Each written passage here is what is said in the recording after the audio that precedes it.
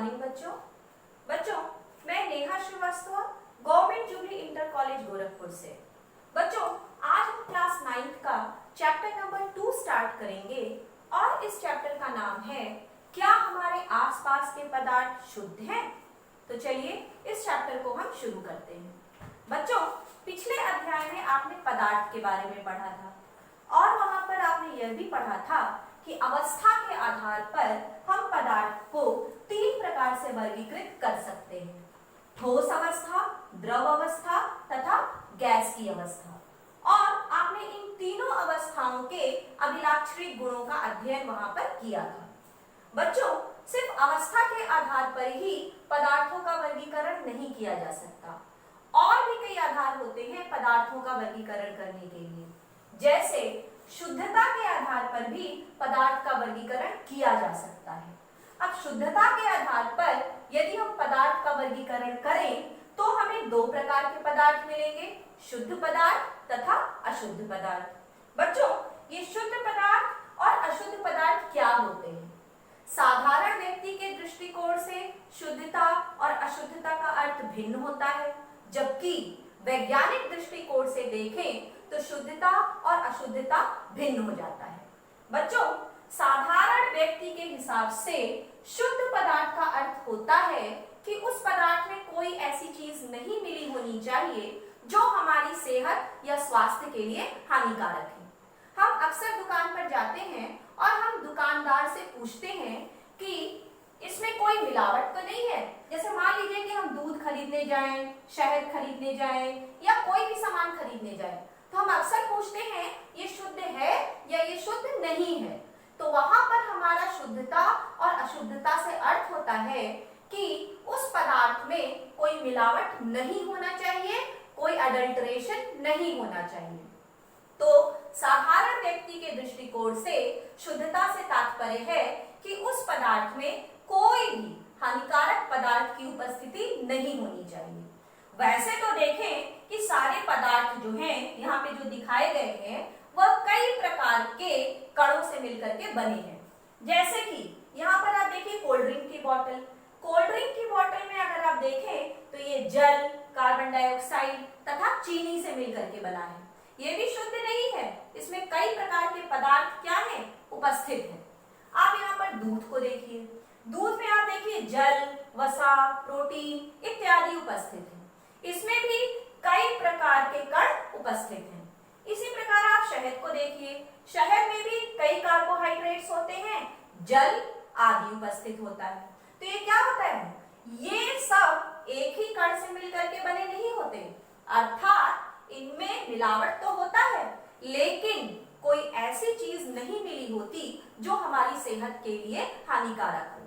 अतः साधारण व्यक्ति के दृष्टिकोण से शुद्ध पदार्थ का क्या अर्थ हुआ? शुद्ध पदार्थ का अर्थ हुआ कि ऐसा पदार्थ जिसमें कोई भी हानिकारक पदार्थ की उपस्थिति नहीं है। अब आइए देखें कि पदार्थ का अर्थ वैज्ञानिक दृष्टिकोण से क्या होता है। बच्चों, पदार्थ का अर्थ वैज्ञानिक दृष्टिकोण से होता है ऐसा कोई भी वस्तु जिसमें द्रव्यमान हो तथा जो स्थान घेरती हो। और वैज्ञानिक दृष्टिकोण से पदार्थ को शुद्धता के आधार पर हमने 2 भागों में वर्गीकृत किया: शुद्ध पदार्थ तथा अशुद्ध पदार्थ। अब आइए देखते हैं कि वैज्ञानिक दृष्टिकोण से शुद्धता तथा अशुद्धता का क्या तात्पर्य होता है। बच्चों, आप यहाँ पर देख सकते हैं कि जहां पर शुद्ध लिखा है उसके नीचे मैंने 2 डायग्राम बनाए हैं और यहाँ पर लिखा है एक ही प्रकार के कण उपस्थित हैं। तो बच्चों, शुद्ध पदार्थ का अर्थ विज्ञान की दृष्टिकोण से ये होता है कि उसमें एक ही प्रकार के कण उपस्थित हों, और अशुद्ध पदार्थ से तात्पर्य होता है कि उसमें एक से अधिक प्रकार के कण उपस्थित हो।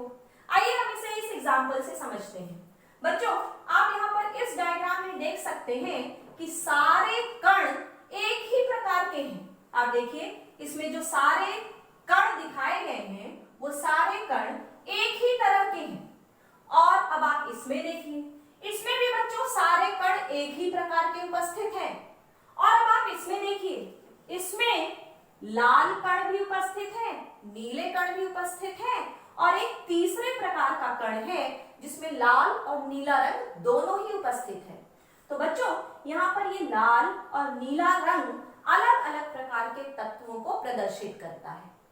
लाल रंग एक अलग प्रकार का तत्व है और नीला रंग दूसरे प्रकार का तत्व है। तो आप देखिए कि ये जो पदार्थ है ये क्या है, ये तत्व को प्रदर्शित करता है। तत्व में क्या होता है, तत्व में एक ही प्रकार के परमाणु उपस्थित होते हैं। तो आप देखिए सभी कण एक ही प्रकार के हैं और सभी कणों को हमने नीले रंग से दर्शाया है। तो यह एक ही प्रकार के कण उपस्थित हैं, इसलिए हम तत्व को क्या मानते हैं, शुद्ध पदार्थ मानते हैं। यहाँ पर बच्चों इस डायग्राम में हमने यौगिक को दर्शाया है। यौगिक में क्या होता है, यौगिक में अलग अलग तत्वों के परमाणु एक निश्चित अनुपात में उपस्थित होते हैं। जैसे कि आप देखिए यहाँ पर एक ही कण में हमने नीला रंग भी दर्शाया है और लाल रंग भी दर्शाया है। और नीला और लाल रंग क्या प्रदर्शित करते हैं, अलग अलग प्रकार के तत्वों को प्रदर्शित करते हैं। तो इसमें हमने दिखाया है कि यहाँ पर नीला रंग भी है और लाल रंग भी है, अर्थात एक से अधिक प्रकार के तत्वों के परमाणु उपस्थित हैं। तो यह क्या हुआ, ये यौगिक हुआ। लेकिन सभी कण एक ही प्रकार के दिखाई दे रहे हैं, तो एक ही प्रकार के कणों की उपस्थिति के कारण हमने यौगिक को क्या माना, हमने यौगिक को भी शुद्ध पदार्थ मान लिया। अब आइए आप देखिए अशुद्ध पदार्थ। बच्चों आप देखिए यहाँ पर नीला कण भी उपस्थित है, लाल कण भी उपस्थित है और इन दोनों कणों के मिश्रण से जो तीसरे प्रकार का कण बना वह भी उपस्थित है। या दूसरे शब्दों में हम कहें कि यहाँ पर एक से अधिक प्रकार के कणों की उपस्थिति है और कोई भी कण किसी भी स्थान पर उपस्थित है, तो एक से अधिक प्रकार के कणों की उपस्थिति के कारण हमने इसे क्या माना, हमने इसे अशुद्ध पदार्थ माना। तो इस चार्ट की सहायता से आपने जाना कि शुद्ध पदार्थ क्या होता है और अशुद्ध पदार्थ क्या होता है। शुद्ध पदार्थ से तात्पर्य होता है वह पदार्थ जिसमें एक ही प्रकार के कण उपस्थित हो, और अशुद्ध पदार्थ से तात्पर्य होता है कि वह पदार्थ जिसमें एक से अधिक प्रकार के कण उपस्थित हो। और साधारण व्यक्ति की भाषा में शुद्धता से तात्पर्य होता है ऐसा पदार्थ जिसमें कोई भी मिलावट ना हो। बच्चों अब शुद्ध और अशुद्ध पदार्थों को परिभाषित करने के पश्चात आइए अब हम उनका वर्गीकरण पढ़ते हैं। हमने पदार्थ को दो भागों में बांट दिया था, शुद्ध पदार्थ तथा अशुद्ध पदार्थ। शुद्ध पदार्थ आपको बताया था कि दो प्रकार के होते हैं, तत्व तथा यौगिक।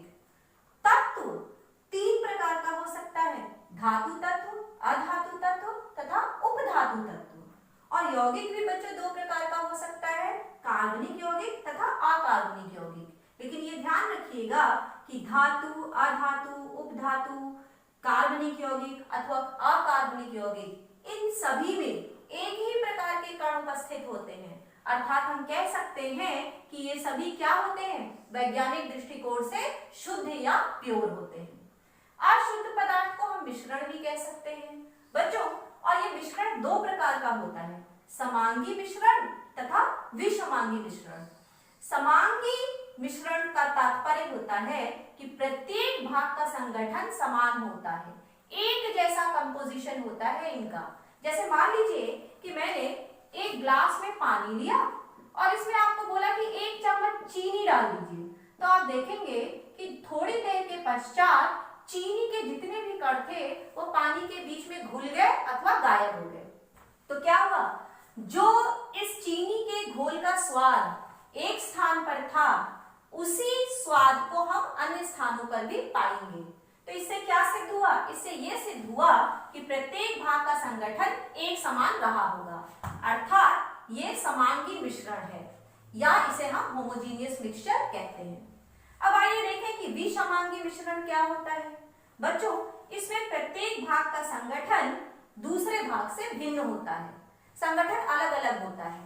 जैसे मान लीजिए कि मैंने आपको एक कटोरी में कुछ चीनी के कण दे दिए और कुछ आपको मैंने चाय की पत्ती के कण दे दिए और कहा इन दोनों को मिला लीजिए।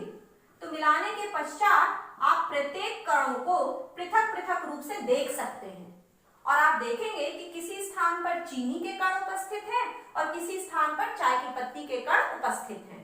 और बच्चों एक भाग का संगठन भी दूसरे भाग से भिन्न दिखाई देगा। तो हम क्या कह सकते हैं, ऐसे मिश्रण को हम विषमांगी या हेटेरोजेनियस मिक्सचर्स कहते हैं। और ये समांगी तथा विषमांगी दोनों मिश्रणों में जो कण होते हैं वो एक से अधिक प्रकार के होते हैं। जैसे यहाँ पर आपने देखा कि चीनी के कण भी उपस्थित हैं और पानी के कण भी उपस्थित हैं, और यहाँ पर चाय की पत्ती के कण उपस्थित हैं तथा चीनी के कण उपस्थित हैं। तो एक से अधिक कणों की उपस्थिति के कारण हम इस होमोजीनियस या हेटेरोजीनियस मिक्सचर को अशुद्ध पदार्थ मानते हैं। आइए अब हम इस शुद्ध तथा अशुद्ध पदार्थ की भिन्नता देखते हैं कि ये शुद्ध पदार्थ अशुद्ध पदार्थों से किस प्रकार भिन्न होते हैं। इसके लिए हमने शुद्ध पदार्थ में एक यौगिक का एग्जाम्पल ले लिया और अशुद्ध पदार्थ में हमने दो प्रकार के तत्वों के परमाणुओं का मिश्रण ले लिया है। हमने यहाँ पर यौगिक के रूप में आयरन सल्फाइड लिया है। ये आयरन और सल्फर के रासायनिक अभिक्रिया से बनते हैं। और बच्चों यहाँ पर हमने अशुद्ध पदार्थ में आयरन और सल्फर के कणों को अलग अलग लेकर के एक कटोरी में मिक्स कर दिया है। आइए अब इनमें अंतर देखते हैं। सबसे पहले आप देखिए शुद्ध पदार्थ के बारे में आपको क्या बताया था कि ये एक ही प्रकार के कणों से मिलकर के बने होते हैं। आप यहाँ पर देखिए, यहाँ पर एक कण क्या है, एक कण है आयरन सल्फाइड का। तो आप देखिए सारे कण एक ही प्रकार के हैं, अर्थात सारे कण इसमें आयरन सल्फाइड के हैं। तो ये एक ही प्रकार के कणों से मिलकर के बना है, जबकि अशुद्ध पदार्थ एक से अधिक प्रकार के कणों से मिलकर के बना है। आप देखिए यहाँ पर काले रंग से लोहे के कणों को दर्शाया गया है तथा लाल रंग से सल्फर के कणों को दर्शाया गया है। तो आप देख सकते हैं किसी स्थान पर लाल रंग के कण हैं, किसी स्थान पर काले रंग के कण हैं, अर्थात ये दो प्रकार के कणों का मिश्रण है या एक से अधिक प्रकार के कणों का मिश्रण है। अब दूसरा पॉइंट देखिए, दो या दो से अधिक तत्वों का एक निश्चित अनुपात होता है यौगिक में। जैसे आप यहाँ देख सकते हैं कि आयरन और सल्फर का अनुपात 1:1 है। दूसरा एग्जांपल आप लीजिए जल का। जल का फॉर्मूला होता है H2O। इसमें आप कह सकते हैं कि हाइड्रोजन और ऑक्सीजन का अनुपात क्या है, 2:1। आप किसी भी स्थान से जल को एकत्रित कर लें, उस जल में हाइड्रोजन और ऑक्सीजन का अनुपात सदैव ही 2:1 रहेगा, या हम कह सकते हैं कि यौगिक में तत्वों के परमाणुओं का एक निश्चित अनुपात उपस्थित होता है। जबकि अशुद्ध पदार्थ में क्या होता है, अशुद्ध पदार्थ में बच्चों दो या दो से अधिक तत्व आप ले सकते हैं, दो या दो से अधिक यौगिक आप ले सकते हैं, या दोनों का आप मिश्रण ले सकते हैं, और वो भी किसी भी अनुपात में। जैसे यहाँ पे कोई जरूरी नहीं है कि लोहे के कण कम हो या सल्फर के कण ज्यादा हो। आप किसी भी कण को अधिक ले सकते हैं और किसी भी कण को कम मात्रा में ले सकते हैं। तो यहाँ पर दोनों कण का कोई निश्चित अनुपात नहीं होता, आप किसी भी अनुपात में कणों को मिक्स कर सकते हैं। अगला गुण देखिए, तत्व रासायनिक अभिक्रिया करके यौगिक बनाते हैं। आप यहाँ पर देख सकते हैं कि यदि ये रासायनिक यौगिक बना है तो यह तत्वों के रासायनिक अभिक्रिया होने से बनता है, जबकि यहाँ पर लोहे और सल्फर के कणों में कोई रासायनिक अभिक्रिया नहीं हुई है। यहाँ पर सिर्फ इन कणों का भौतिक मिश्रण किया गया है, दोनों कणों को लेकर के एक कटोरी में मिक्स कर दिया गया है। अगला गुण देखिए, यौगिक के गुण उसके अवयव तत्वों के गुणों से भिन्न होते हैं। बच्चों यहाँ पर जो यौगिक बना है वो है आयरन सल्फाइड, और इसमें कौन से दो कण उपस्थित हैं, लोहे के कण हैं और सल्फर के कण हैं, और उनके बीच में क्या हो गया था, रासायनिक अभिक्रिया हो गई थी। लेकिन जो आयरन सल्फाइड का गुण है वह लोहे के गुण से भी भिन्न होगा और सल्फर के गुण से भी भिन्न होगा। किस प्रकार से? बच्चों आपको पता है कि आयरन चुंबक या मैग्नेट की तरफ आकर्षित हो जाता है, लेकिन Fe के कण मैग्नेट की तरफ आकर्षित नहीं होते। सल्फर का गुण क्या होता है, सल्फर कार्बन डाइसल्फाइड में घुल जाता है, जबकि Fe कार्बन डाइसल्फाइड में नहीं घुलता। तो यहाँ पर क्या हुआ, यहाँ पर जो आयरन और सल्फर के गुण थे Fe का गुण उससे भिन्न हो गया, जबकि मिश्रण का गुण उसके अवयवों के गुणों का मिश्रण होता है। यहाँ पर लोहे और सल्फर ने अपने गुण को प्रदर्शित किया, उसका गुण नहीं बदला एक साथ आने पर भी। क्यों? क्योंकि इनके बीच में कोई रासायनिक अभिक्रिया नहीं हुई थी। आप चुंबक लीजिए और लोहा उसकी तरफ क्या हो जाएगा, आकर्षित हो जाएगा। आप सल्फर लीजिए और वो क्या होगा, वो कार्बन डाइसल्फाइड में घुल जाएगा। तो इस प्रकार लोहे और सल्फर ने अपना अपना गुण एक साथ उपस्थित होते हुए भी प्रदर्शित किया। अगला गुण देखिए, इन्हें भौतिक विधि द्वारा पृथक नहीं किया जा सकता। आप FeS में से आयरन और सल्फर को किसी भी भौतिक विधि के द्वारा अलग नहीं कर सकते, जबकि आप अशुद्ध पदार्थों को बड़ी ही आसानी से भौतिक विधियों के द्वारा पृथक कर सकते हैं। कैसे कर सकते हैं बच्चों, यदि आप इसमें चुंबक ले जाइए तो लोहे के कण आकर्षित होकर के निकल जाएंगे और सल्फर बच जाएगा। तो क्या हुआ यहाँ पर बच्चों भौतिक विधि द्वारा आपने बड़ी ही आसानी से आयरन और सल्फर के कणों को एक दूसरे से अलग कर। तो आइए बच्चों अब हम आखिरी पॉइंट डिस्कस करते हैं।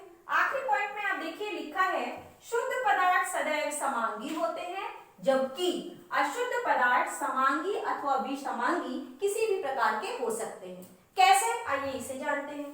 बच्चों जो शुद्ध पदार्थ होते हैं उसमें या तो तत्व होंगे या तो यौगिक होंगे, और यदि आप उन्हें देखें तो आप पाएंगे कि सभी स्थानों पर उनका संगठन एक समान है।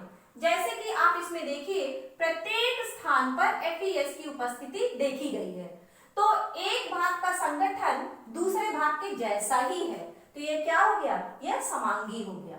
जबकि अशुद्ध पदार्थ समांगी अथवा विसमांगी दोनों हो सकते हैं। समांगी कैसे, देखिए इस पानी और चीनी के घोल वाले एग्जाम्पल में आपको बताया था कि जो स्वाद आपको एक स्थान पर मिलेगा वही स्वाद आपको सभी स्थानों पर मिलेगा, अर्थात सभी स्थानों का जो संगठन है वह एक समान होगा। तो इसमें क्या हुआ, प्रत्येक भाग का संगठन एक समान होने के कारण हमने इसे क्या कहा, समांगी।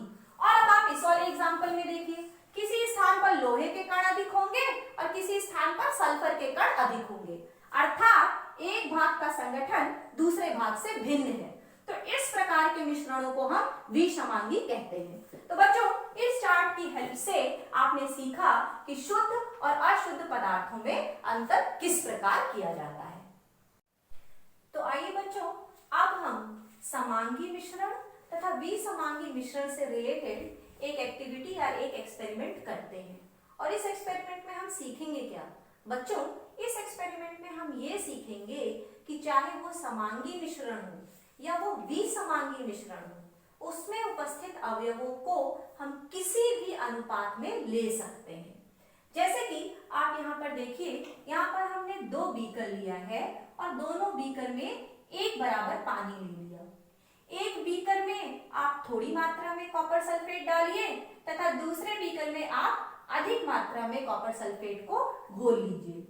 दोनों ही पूरी तरह से घुल गए। अब आप क्या देखेंगे, अब आप देखेंगे इनकी बनावट समान है और सभी स्थानों पर इनका संगठन समान है। जैसे कि आप इसमें देख सकते हैं कि जिसमें कॉपर सल्फेट की मात्रा कम होगी उसका रंग हल्का होगा और जिसमें कॉपर सल्फेट की मात्रा ज्यादा होगी उसका रंग गाढ़ा होगा। लेकिन सभी स्थानों पर यदि रंग हल्का है तो इस बीकर में सभी स्थानों पर एक बराबर ही रंग होगा। यदि गाढ़ा है तो सभी स्थानों पर गाढ़ा ही रंग होगा। ऐसा नहीं होगा कि किसी स्थान पर रंग हल्का मिले और किसी स्थान पर रंग गाढ़ा मिले। यहाँ पर रंग गाढ़ा क्यों हुआ, क्योंकि कॉपर सल्फेट की मात्रा इसकी तुलना में अधिक थी। तो यहाँ पर हमने देखा कि चूंकि सभी स्थानों पर संगठन समान है, बीकर ए में भी तथा बीकर बी में भी, तो बीकर ए और बी दोनों ही क्या हुए, समांगी मिश्रण हुए। और बच्चों बीकर ए तथा बी की रंगों की तीव्रता में अंतर है। बीकर बी का रंग गाढ़ा है जबकि ए का रंग हल्का है। क्यों, क्योंकि बी में कॉपर सल्फेट की मात्रा अधिक है। तो इससे आपने क्या सीखा, दोनों में आप देखिए कि दोनों में उपस्थित अवयव तो एक ही है। इसमें भी कॉपर सल्फेट और वाटर है और इसमें भी कॉपर सल्फेट और वाटर है, लेकिन इनकी मात्रा अलग अलग है। यहाँ पर कॉपर सल्फेट की मात्रा कम है और यहाँ पर कॉपर सल्फेट की मात्रा अधिक है। तो इस एक्सपेरिमेंट से हमने क्या सिद्ध किया, हमने ये सिद्ध किया कि ये दोनों ही मिश्रण समांगी थे, लेकिन इनका एक निश्चित अनुपात में होना अनिवार्य नहीं है। अतः समांगी मिश्रण पृथक पृथक संगठन रख सकते हैं जबकि दोनों में उपस्थित अवयव एक ही प्रकार के हैं। यहाँ पर आप देखिए कि दोनों में उपस्थित अवयव एक ही प्रकार के हैं, लेकिन एक अवयव की मात्रा अधिक है और दूसरे अवयव की मात्रा कम है। अब आइए आप विसमांगी मिश्रण को देखिए। बच्चों, यहाँ पर हमने दो कटोरियां ले ली हैं और एक में कॉपर सल्फेट की मात्रा कम ली है और उसमें पोटेशियम परमैंगनेट के कुछ क्रिस्टल डाल दिए हैं, और दूसरे वाले में कॉपर सल्फेट की मात्रा अधिक ले ली है और इसमें भी हमने कम मात्रा में पोटेशियम परमैंगनेट के क्रिस्टल डाल दिए हैं। दोनों को मिला लीजिए, ये क्या तैयार हुआ? यहाँ पर आप देखेंगे कि विसमांगी मिश्रण तैयार हुआ। क्यों? क्योंकि इनके अंश भौतिक दृष्टि से पृथक हैं। आप देख सकते हैं कि कहां पर कॉपर सल्फेट है और कहां पर पोटेशियम परमैंगनेट है। और बच्चों, एक भाग का संगठन दूसरे से भिन्न होगा। क्यों? क्योंकि किसी स्थान पर अधिक मात्रा में कॉपर सल्फेट होगा तो किसी स्थान पर अधिक मात्रा में पोटेशियम परमैंगनेट होगा। एक भाग का संगठन दूसरे भाग से अलग होगा, इसलिए ये विसमांगी मिश्रण है। और बच्चों, इसमें भी आप देख सकते हैं कि C तथा D दोनों ही कटोरियों में एक ही प्रकार के अवयव है, कॉपर सल्फेट तथा पोटेशियम परमैंगनेट, लेकिन यहाँ पर भी मात्रा को निश्चित रखना अनिवार्य नहीं है। आप किसी भी स्थान पर कॉपर सल्फेट की मात्रा अधिक रख सकते हैं या किसी भी स्थान पर पोटेशियम परमैंगनेट की मात्रा अधिक रख सकते हैं। तो इस एक्सपेरिमेंट से हमने ये सीखा कि चाहे वो समांगी मिश्रण हो अथवा वो विसमांगी मिश्रण हो, उसमें जो अवयव उपस्थित होते हैं उनका एक निश्चित अनुपात में होना अनिवार्य नहीं है।